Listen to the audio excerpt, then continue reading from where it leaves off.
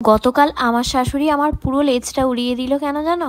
কারণ ভীষণ জ্বালাচ্ছিল আমার এই লেজটা। লম্বা চুল আমাদের মেয়েদের ভীষণই শখ, কিন্তু এই চুলটা যদি ঠিকঠাক না থাকে কখনোই রাখতে ইচ্ছা করে না। প্রচণ্ড হেয়ার ফল হচ্ছিল। ছোটোবেলা থেকে সেইভাবে কখনোই চুল রাখিনি। ক্লাস 8-এর পর চুল রাখা শুরু করি। বিয়ের সময়ও সেইভাবে চুল বড় ছিল না, তবে বিয়ের পরে 1 বছর পর চুল কাটতে নেই, তখন চুলটা অনেকটা বড় হয়ে গিয়েছিল এবং চুলের গ্রোথটাও তখন অনেক বেশি ছিল। বাচ্চা হওয়ার পর প্রচুর পরিমাণে হেয়ার ফল হয়েছিল, সেটা আমাদের প্রত্যেকটা মেয়েরই হয়। তাই একদম ছোট্ট করে চুলটা তখন কেটে ফেলেছিলাম, আবারও আস্তে আস্তে বেড়ে গিয়েছিল। তার সাথে সাথে এখন স্মুথনিং, হাইলাইটিং এসব করার ফলে হেয়ার ফল আবারও বেড়ে গেছে।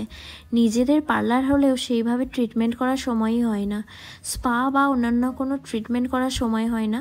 তবে বিভিন্ন রকম হোম রেমেডি আমি ট্রাই করি, এতে অনেকটাই ভালো ফল পাই। ঠান্ডা লাগার ধাত আমার প্রচুর, সেই কারণে সব কিছুই এখন বন্ধ আছে। হেয়ারে এইসব করলে সত্যি মেনটেন করতে হয়, না হলে চুলের একদমই 12টা বেজে যায়। হাইলাইটিং, স্মুথনিং করো যাদের টাইম না থাকলে তাদের না করাটাই ভালো। এখন সমস্ত ট্রিটমেন্টের অভাবে এত পরিমাণে হেয়ার ফল হচ্ছে যে আমার চুল সবার পাতে পাতে ঘুরে বেড়াচ্ছে, আর আমি ধরা পড়ে যাচ্ছি কারণ আমার কালার হেয়ার। সেই জন্য বাধ্য হয়ে কাটছি। এবার হেয়ারটার একটু যত্ন নিতে হবে, হেয়ার ফলটা যাতে একটু কম হয় সেটারই ব্যবস্থা করতে হবে। হেয়ার কাটিং বা পার্লারের যে কোনো কাজের জন্য আমাদের তো আর বাইরে কোথাও যেতে হয় না। আমি মায়ের হেয়ার কাট করে দিই, আমারও আমার শাশুড়ি মায়ে আমার হেয়ার কাট করে দেয়। আমার এই চুলটা আমার কাছে ভীষণই প্রিয় ছিল, যে কোনো ড্রেসের সাথে পরলেই মানিয়ে যেত। তবে তোমাদের অনেকেরই আমার হেয়ারটা খুব পছন্দ ছিল, আবার অনেকেও পছন্দ করতে না। হেয়ারের এই নিচেটা একদমই রাফ হয়ে গিয়েছিল, ডগাটা পুরো ফেটে গিয়েছিল, সেই জন্য আরও কেটে ফেলতে বাধ্য হলাম। দেখা যাক ট্রিটমেন্ট করে কতদিন আবার বাড়াতে পারি। পুরো রাফ হেয়ারটা বাদ দিতে আর কাটিংটা সেট করতে করতে হেয়ারটা একটু ছোট হয়ে গেছে। স্টেপ বাই স্টেপ তোমাদের সাথে হেয়ার কাটিংটাও শেয়ার করলাম, তো শেষ পর্যন্ত তোমরা দেখো। আমাদের নিজেদেরই পার্লার, তো তবুও বলবো হাইলাইটিং, স্মুথনিং যাদের করার টাইম নেই তারা একদমই করো না।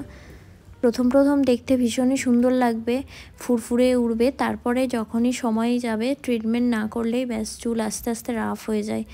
তো তোমরা যারা করবে অবশ্যই ভেবেচিন্তে করো।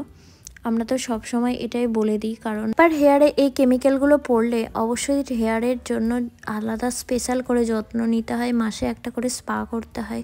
আমি তো সব কিছু জেনে শুনেই করেছি, তো হেয়ারটা আর একটু বড় করে আবারও করব, যেহেতু আমার পছন্দের।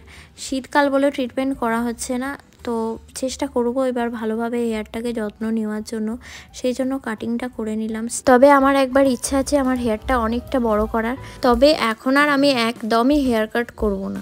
আমার এক দিদির ভীষণ বড় লম্বা চুল, পুরো একদম পা পর্যন্ত, ভীষণ ভালো লাগে চুলটা দেখতে, অনেক ইচ্ছা করে, কখনোই বাড়াতে পারি না, ধৈর্য নেই মেন কথা।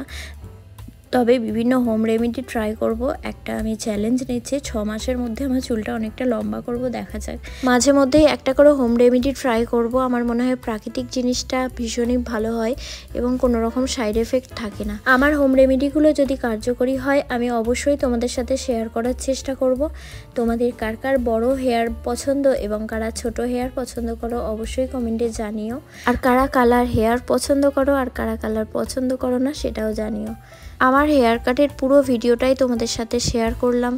আগে কেমন লাগছিল আর এখন হেয়ার কাটটা কেমন লাগছে জানিও, আর ভালো লাগলে একটা লাইক করো। দেখা হচ্ছে অন্য কোনো ভিডিওতে। সবাই ভালো থাকবে, সুস্থ থাকবে, শরীরের সাথে সাথে হেয়ার, স্কিনের যত্ন অবশ্যই নেবে। টাটা।